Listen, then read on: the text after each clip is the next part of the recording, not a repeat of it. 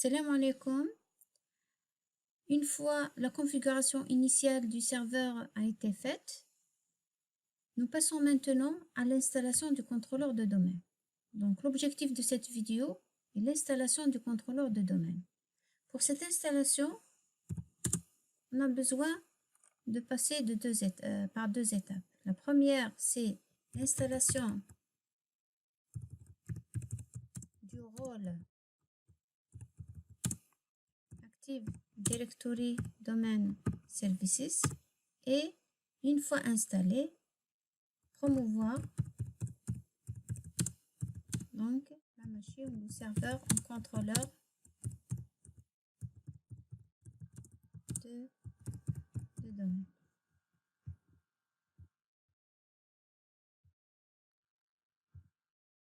Deux étapes.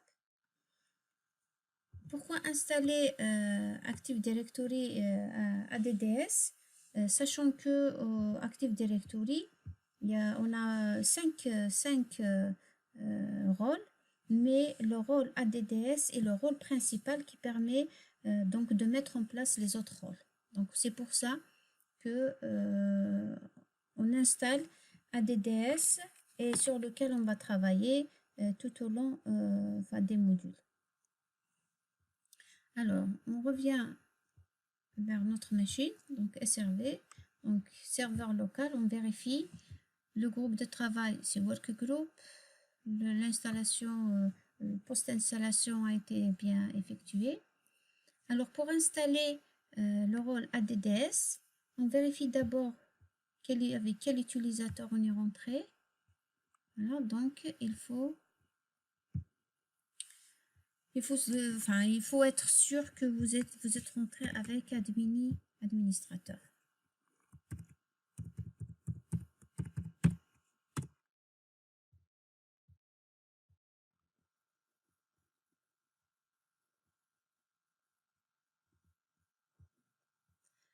Ok.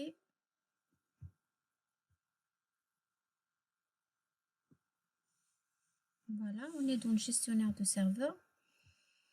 On va aller dans gérer.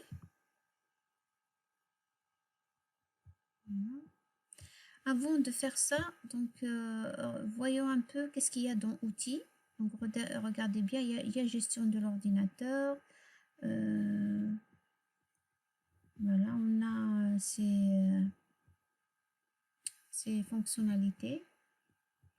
Dans gérer, donc, ajouter des rôles et fonctionnalités. Pour ajouter donc un rôle, on vient ajouter des rôles et fonctionnalités. On clique. Avant de commencer, donc cette session permet d'installer des rôles, des services de rôle, des fonctionnalités. Vous devez déterminer les rôles, les services de rôle à installer, etc. Suivant. Installation basée sur un rôle ou une fonctionnalité. Installation des services bureau à distance. Donc pour l'instant, donc on va configurer un serveur unique en ajoutant des rôles. Donc la première option. Sélectionner un serveur de pool ou sélectionner un disque dur virtuel. Dans notre cas, donc on va sélectionner un serveur. C'est notre serveur sur lequel on est. Donc ayant l'adresse IP 192.168.1.100. Suivant. Alors là, donc il affiche tous les rôles qu'on peut installer. Donc regardez, donc on a service ADDS, service ADFS, LDS, RMS. Donc tout ça, c'est des rôles qu'on peut installer et c'est des rôles qui s'installent en plus des rôles de service de rôle ADDS. Voilà, donc on ajoute les fonctionnalités. Et suivant. Donc sélectionner les fonctionnalités, il y a des fonctionnalités qui sont présélectionnées, donc on fait suivant. On s'assure qu'on a bien fait redémarrer automatiquement le serveur. Si un démarrage est nécessaire, ce serveur redémarre automatiquement. OK. Voilà, cette stratégie de route, etc. Installer. Voilà, donc il est en train d'installer donc le rôle ADDS.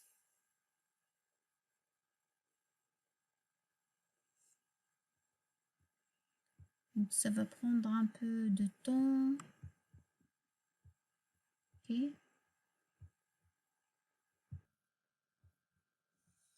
Donc une fois terminé,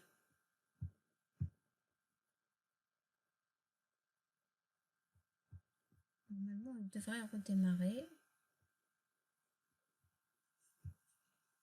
Avant de faire ça, donc on redémarre quand même puisqu'il ne l'a pas redémarré.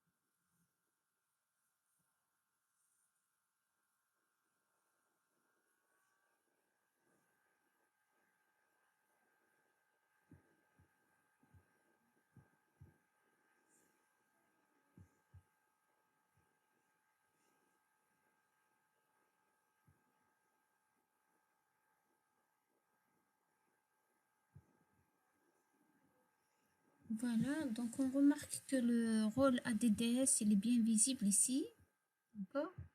Mais donc on remarque aussi qu'il y a une notification affichée là. Donc si je clique, voilà, configuration post-déploiement, configuration requise pour service ADDS, promouvoir ce serveur en contrôleur de domaine. On clique. Voilà, donc on va commencer à installer notre Active Directory et ADDS. Sélectionnez l'opération de déploiement, ajouter un contrôleur de domaine à un domaine existant, ajouter un nouveau domaine à une forêt existante, ajouter une nouvelle forêt. Alors pour notre cas, donc nous allons créer un nouveau domaine, un nouveau domaine dans une nouvelle forêt. Alors le domaine, dans le cas de Microsoft, il est schématisé sous forme de triangle, comme ça. Voilà, donc le nom de domaine qu'on va attribuer, le nom de domaine, on va attribuer insfp.lan ou encore .local. Alors la même chose que pour le serveur, pour les postes de travail, etc. Donc il faut une charte de nommage des domaines. Donc le domaine, pour le nommer, voilà, donc c'est un nom de domaine DNS. Donc il est composé d'un suffixe DNS. Et par exemple ici, donc on a insfp.lan. Il est important de bien choisir son suffixe DNS pour le nommage du serveur. Donc, on recommande souvent de donner un nom, le suffixe, par exemple, je peux mettre insfp.local ou encore, peu importe, insfp.active directory, pourquoi pas, etc. Donc, l'essentiel, il faut éviter les .com, .net, etc. Donc, si on sort par exemple sur Internet, donc il y aura un problème de résolution de nom. Donc, pour ma part, je nomme toujours les domaines en plutôt en point, les suffixes il est en point local ou encore point nom. Voilà, donc pour notre insfp.lan. On revient. Voilà. Donc, ajouter un contrôleur de domaine à un domaine existant. On n'a pas encore de domaine existant. Donc, pour l'instant, on va ajouter un nouveau domaine dans une forêt, plutôt dans une nouvelle forêt. C'est pour l'instant, c'est la première fois qu'on crée donc un domaine dans une nouvelle forêt. Le nom de domaine, racine, donc c'est insfp.lam. Suivant.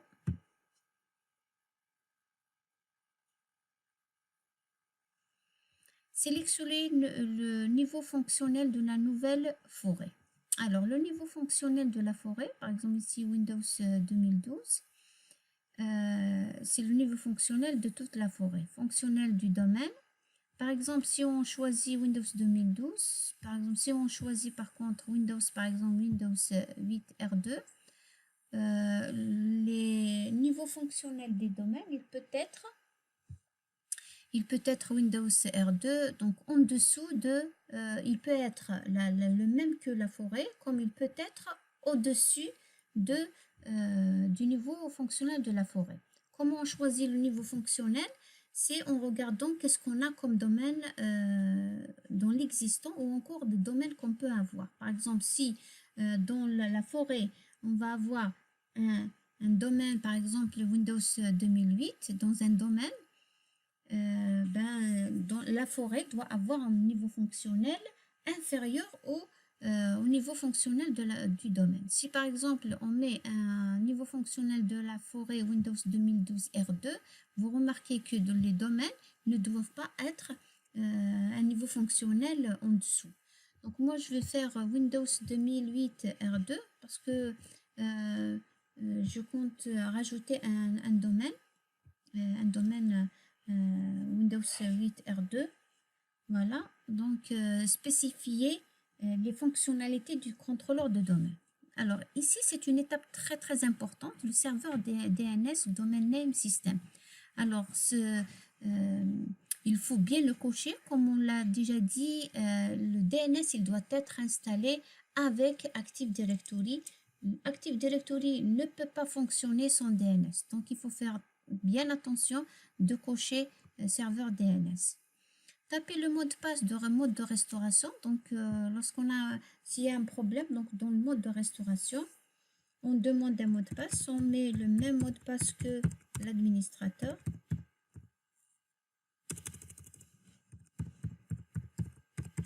Voilà. Suivant. Il est impossible de créer une délégation pour la zone parente, faisant autorité, etc. On fait suivant.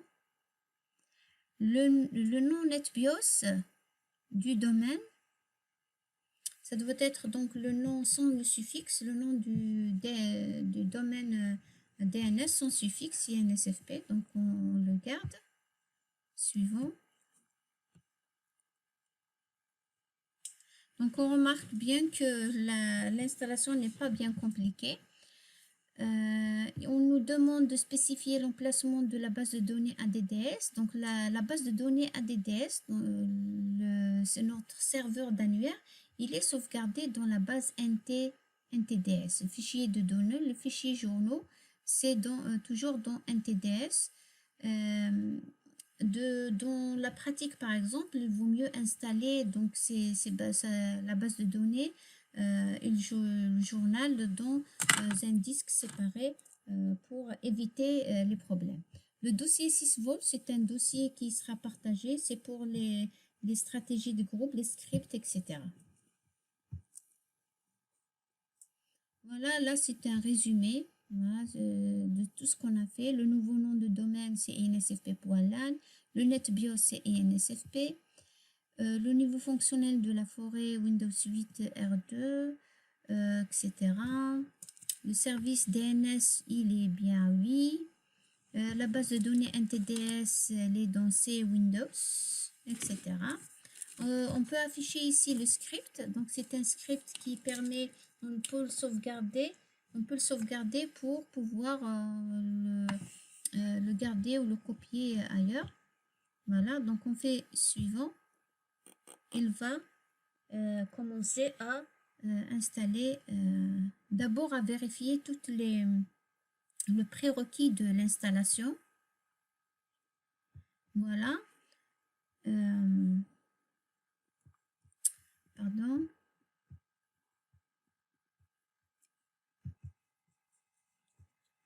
Donc, toutes les vérifications de la configuration requise ont été satisfaites. Bon, ne vous inquiétez pas si vous voyez ces notifications orange. Là, l'essentiel, on n'a pas de rouge. Parce que s'il y a un rouge, donc il faut le régler, on ne peut pas installer.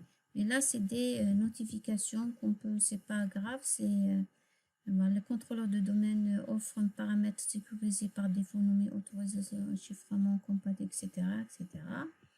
Voilà, toutes les configurations ont été faites. On peut donc commencer à installer. Voilà.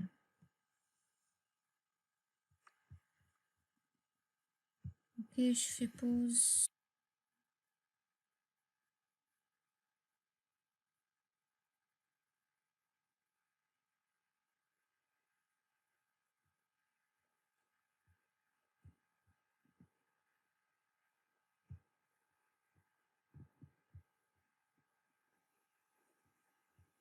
Vous allez être déconnecté, l'ordinateur est redémarré car les services, voilà, donc il va redémarrer une fois terminé.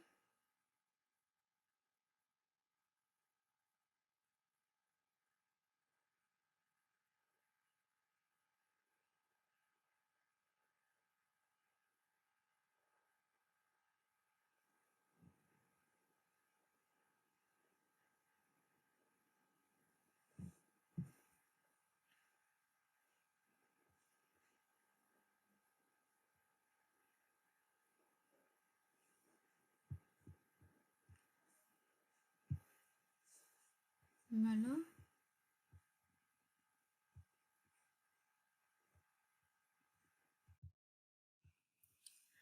Voilà donc sur le serveur local, domaine insfp.lan.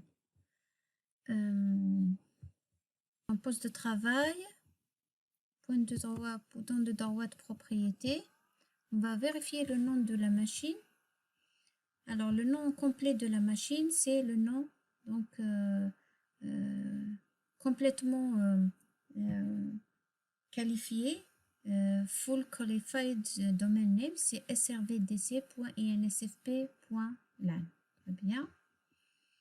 Voilà. Alors, qu'est-ce qu'il y a de changé? Alors, si on vient dans Outils, donc on remarque bien qu'il y a plus de fonctionnalités qu'avant. On remarque aussi qu'on a utilisateur et ordinateur Active Directory qui est sur lequel on va travailler. Voilà, nous avons insfp.lan, notre domaine. Voilà, donc on va le développer pour voir un peu ce qu'il y a. Donc, built-in, computer, users. Voilà, administrateur, des utilisateurs, des groupes, etc. Maintenant, par exemple, si je viens dans outils, gestion de l'ordinateur, je clique. Voilà, vous remarquez bien qu'il n'y a pas utilisateur et groupe. Si vous vous rappelez, c'était la console sur laquelle on créait les utilisateurs et les groupes. Maintenant, il n'y en a plus. Donc, elle a été remplacée par utilisateur et ordinateur Active Directory.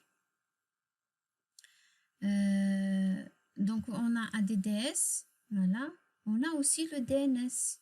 Voilà, donc on peut l'avoir à partir de là. On peut le gérer aussi à partir de là. Outil DNS. Donc le DNS, il est installé. Si on vérifie l'adresse du DNS préféré, propriété, vous remarquez qu'il a été changé 127.0.0.1. Donc au départ, on l'a configuré 192.168.1.100. Donc c'est la même. Donc il a changé l'adresse de la loopback, donc 127.0.0.1. Ok.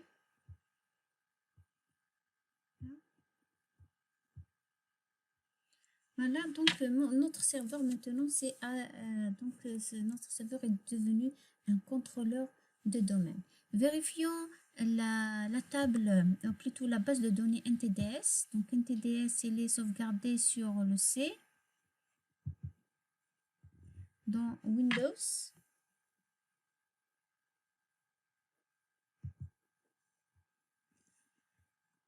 NTDS.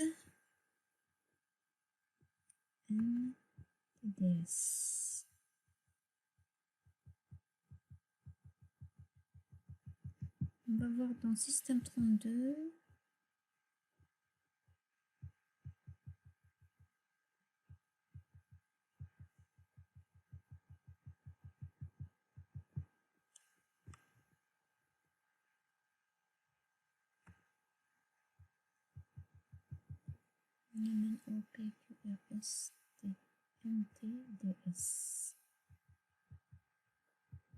NTDS. Voilà, ntds.dit. Voilà, elle est là. Donc, c'est la base de données NTDS, de la base de données du service d'annuaire. Ok, voilà, donc notre serveur, il est maintenant actif. Il est contrôleur de domaine. On va le gérer à partir donc dans outils. On a utilisateur Active Directory. On a centre d'administration aussi Active Directory, par lequel on va aussi créer des utilisateurs accès. C'est une nouvelle interface avec Windows 2012. Voilà, donc serveur INSFP. Donc c'est un serveur local. Voilà, donc on a un built-in computer par exemple, etc. C'est ce qu'on va voir après, ce qu'on va découvrir au fur et à mesure. Voilà, donc l'objectif de la vidéo il est atteint. On a installé notre contrôleur de domaine. On a installé d'abord le rôle ADDS, puis on a promu le serveur en contrôleur de domaine. Voilà. Dans les prochaines vidéos, donc on va exploiter maintenant, on va créer des utilisateurs, des unités d'organisation, des groupes, etc. Donc sur ce, je vous dis merci et à la prochaine vidéo.